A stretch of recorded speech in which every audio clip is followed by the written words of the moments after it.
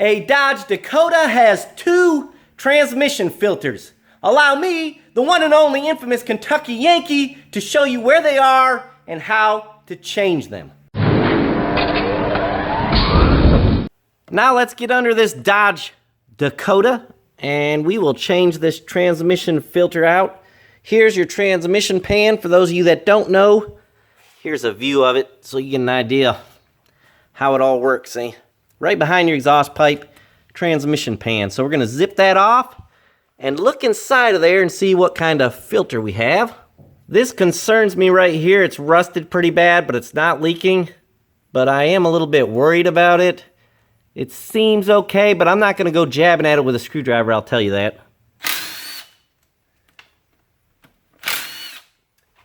8mm bolts all the way around this pan. No big deal at all. It's just really messy. You always spill transmission fluid everywhere.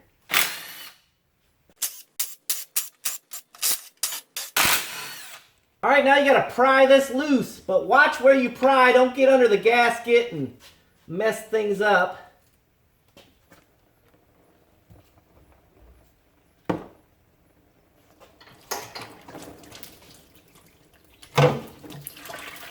And I told you, all over the floor and everything else. What a friggin' mess. Every time. So there you go, and here is the mess to go along with it. As I said, I have never been able to take a transmission pan off without making a friggin' mess. And there'll be plenty of you folks that say, oh, I've never done that. And guess what? Good for you. So why would I be filming this? Why would I be filming the transmission filter change? And that's because on this Dodge, it's interesting. They have 2 filters actually in the pan. So there's one right there that you guys are probably familiar with. And there is a screw-on filter right there, which filters out the lines in the radiator, you know, that the stuff that goes through. So it has 2 filters on it, and we'll change both of those. So let's change this spin-on filter first, and it's just like an oil filter. You know, a spin-on oil filter. Spin her out of there, get oil all over everything. Transmission fluid, that is.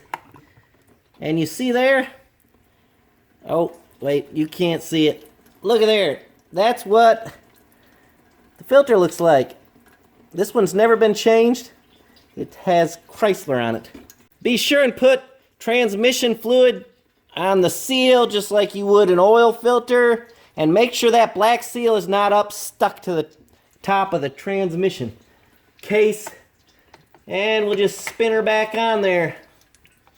What a mess. You know something else? Transmission fluid, when it gets on my hands and stuff, makes them swell up. I don't know if it does that to you guys. It's got detergent in it, and for some reason it'll swell my hands up. This requires a T25 Torx bit. Oh, I dropped it in the dirt. And then we just ease her on down here. I usually wiggle them like that. Your new filter will come with this little seal here that needs to be replaced. Up in that, you need to kind of pry it out of there and then push this new one in. I will do that off camera. And now we'll put our new filter on. Line up the hole back here. And drive it home.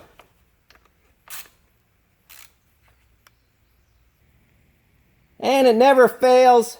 Every time I clean using a razor blade, I cut my hand open. You need to get some kind of a device. They should make some kind of a device to hold this blade so you don't go hacking your fingers up. It is absolutely imperative that you clean all gasket mating surfaces and internal components perfectly. I mean, you got to clean this stuff perfectly. Inside and gasket mating surfaces. As far as the outside goes, I don't know, do what you want. I'm not going to be scrubbing cow patties off the outside of my transmission pan. Some folks might even clean it and paint it. So, and that's great, but not for me. Be sure and clean your magnet off real good. Most transmissions have a magnet in there. Some are glued down. This one wasn't. This truck originally came out with silicone, but you get an aftermarket gasket kit, and it comes with a gasket. But what I like to do is just put a little bit of silicone on the pan side. I don't put it on the transmission side. A little bit on the pan side, put the gasket on, and put it up. And the reason I do it that way is because over the years, I've learned what works for me, and I have the least amount of trouble doing it this way than any other way. Do not get silicone in your holes, or especially up in the transmission, because if there's silicone up in there and you're driving that bolt in, screwing it in, it's hydro-locked, and you could crack things or strip bolts and make a mess. So make sure your silicone is not in your threads or holes, whatever. You know, there's a lot of guys out there real particular, and they will criticize me and say I'm a hack and I don't do things perfect and this and that. But guess what? I've done it for many years. I found what works for me. You learn over the years in your profession what you can get by with and what you cannot.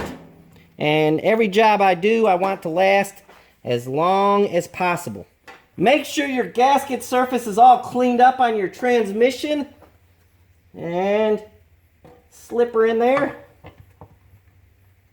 When you tighten these bolts up, you tighten them in a crisscross pattern, starting from the center, moving out. And this applies to most things. I don't know the specs, the torque specs. I would guess 8 inch-pounds. I don't think it's important. You guys do what you want with that. If you are worried about specs, you know, you can look them up. What a lot of folks neglect to do is let the silicone dry. It's important to let that silicone cure up. So I'm going to let this thing sit overnight. I will fill it up in the morning. I'm in no hurry. So this transmission calls for 6.5 quarts after you do a service. And the service is replacing the filter, or in this case, filters, and replacing the transmission fluid that was lost. It does not mean you don't go by the specs of overhauling a transmission. That would take a whole lot more fluid. There's always a lot of confusion for some reason about transmission fluid, how to fill it and check it and all that. So I'm going to it's calling for 6.5. I'm going to start with 6. We're going to start the vehicle in neutral, let it warm up in here in the garage, check it, and we will go from there. I have now got 6 quarts of transmission fluid in the truck, and a lot of times people will immediately take the dipstick and run it down the tube and pull it back out, and they think it's full because it's all full of transmission fluid. You know, it's all on the stick, and this is not a good way to check it. It's not accurate. What happens is when you fill it with fluid, that tube just gets all loaded up with fluid, you know what I mean, and you run the dipstick tube down it, and you're picking that fluid up on the way down and up. Just give it a few minutes to settle down and then check it. And the vehicle has to be running to check the transmission fluid. So we'll put it into neutral. Make sure you got it blocked up or park and brake on or something. Put it in neutral, and then we'll check the fluid. The truck's in neutral, it's running. This is our preliminary check. Here we go.